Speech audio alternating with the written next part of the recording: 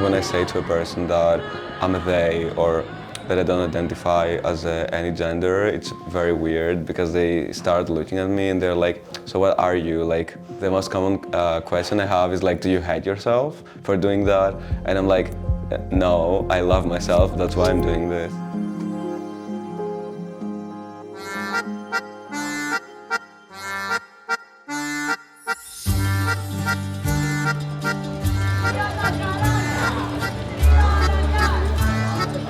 Somos Patricia Reguero y Marsala, detrás de la cámara. Nos hemos venido hasta Atenas para hablar de derechos de las personas trans en Grecia. Vamos a hacerlo a través de varias historias y lo primero que vamos a hacer es ir a conocer a Aris. Nos va a hablar de violencias, pero también y sobre todo de resistencias. Así que vámonos, Mar, que solo tenemos 3 días.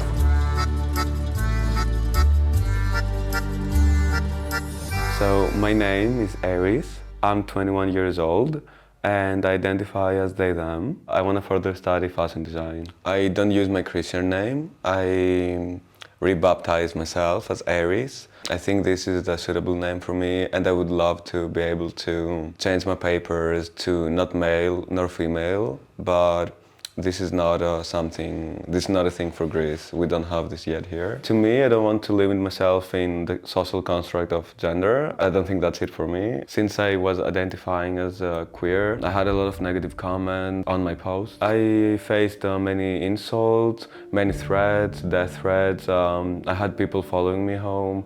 I had people coming where I was chilling and they were trying to beat me up. They were doing a lot of things in general. So in March there was this attack of estimated like 100 to 300 people. I have never seen that big of an attack in numbers nor hate. I felt not afraid. I mean I was obviously afraid, but I was more of disgusted, like angry, and to be honest I was just sad because like all these kids could have done anything else with their lives than just attacking a person. So there are a lot of videos. In this moment, it's where it starts. We're just walking and then all of these people just... You can hear everyone just screaming at us, making fun of us. We just went to the police station and we pressed charges. Then we identified 11 people out of 20. Yeah, there are a lot of fascists in Thessaloniki. It's not safe for anyone, to be honest. And after that, the day after that, there was a concentration. The LGBT organization from Thessaloniki organized. Were you there? Yeah, I was there. That's the main thing that gave me positive feeling, like hope. Because I saw all these people and they were all there for not just me, but also for me. And that's very nice.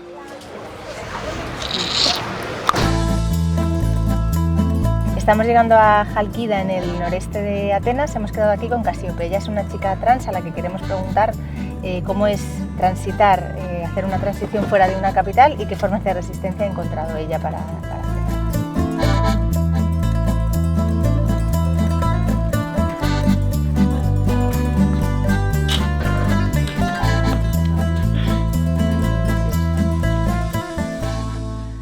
Hello, I'm Cassiope. I'm 29 years old. I go by C. Her Hairs. Also, I'm a transgender woman. Yeah, maybe there's an increase in transphobic language and violence, and I think that's because there's more visibility. I grew up here, which is a really small town, my hometown, and when I was growing up there wasn't any queer community, so it was really hard to, discover myself and my gender and my whole identity. This is something that I began to explore when I was moving to Athens to study psychology. I started transitioning when I was almost 20 years old. I think my existence as a trans woman in Greece is political on its own, and me surviving and living my life how I want to, and being treated with respect is political.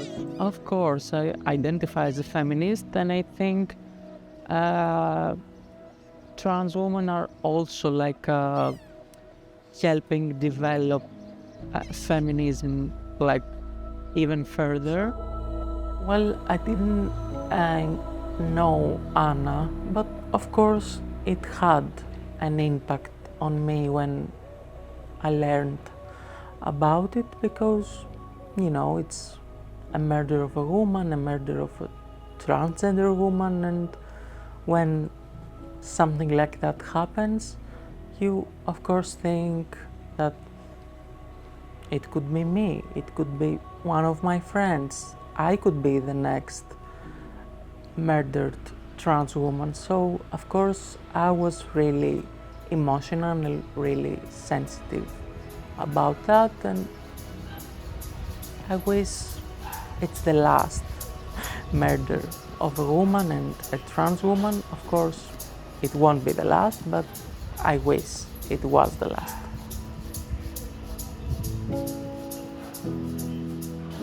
It was the 10th of July 2023, 1 year ago, when we found out that Anna Ivankova, a black trans woman from Cuba, was brutally murdered inside her house.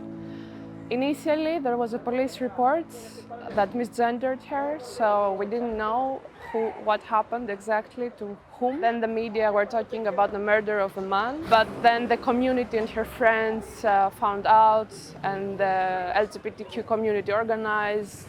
There was a march in Agios Panteleimonas Square. It was very moving, because in these times of sorrow and rage, you need to be together. I'm Anastasia Vaitsopoulou. I'm a journalist from Greece, and I specialize in gender, feminism, and its intersections. First of all, until 2013, there was not even the word gender identity in the Greek legislation. So this is where we start introducing trans rights into the Greek legal system. Since 2017, the legal gender registration does not require medical interventions in the body of the person who is concerned in order to change the gender identity. Still today, the law does not provide a quick, accessible, and transparent legal gender recognition based on self-determination.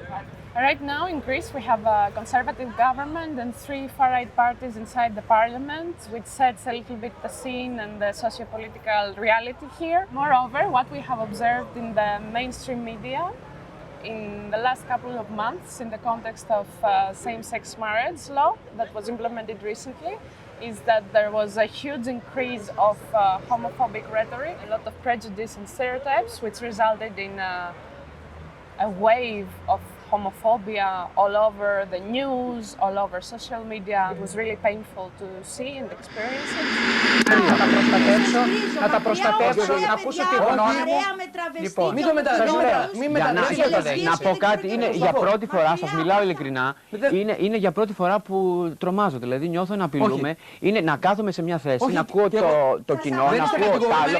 Περνάω πάρα πολύ καλά στη ζωή μου. Και καλά κάνεις. Περνάω τόσο πολύ καλά στη ζωή μου που πρώτη φορά νιώθω να απειλούμε, είτε με την υποκρισία των ανθρώπων του Γκάλοπ από εδώ πέρα, είτε ακόμα. Λέγομαι Πάολα Ρεβενιώτη και είμαι υποψήφια στις ευρωεκλογές με το ΜΕΡΑ25. Από πολύ νεαρή ηλικία ήμουνα στον αντιεξιωστικό χώρο.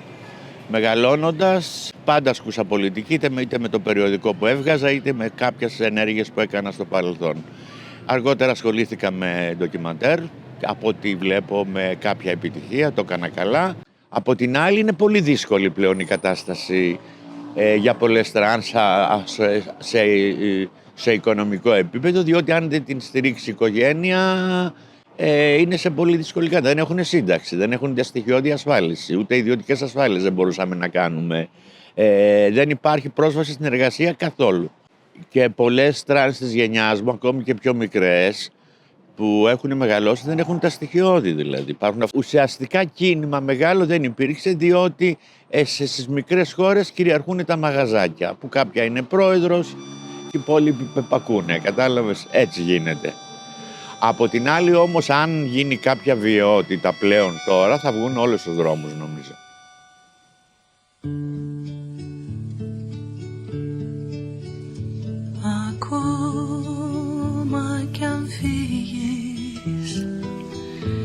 So we're on the exact spot where Zakio was killed in September 2018.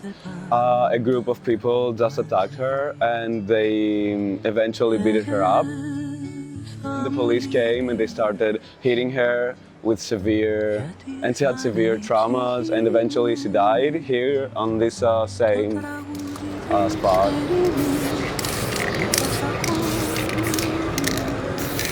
To me, it was a very sensitive moment. It was my first months, maybe days, after I just became queer.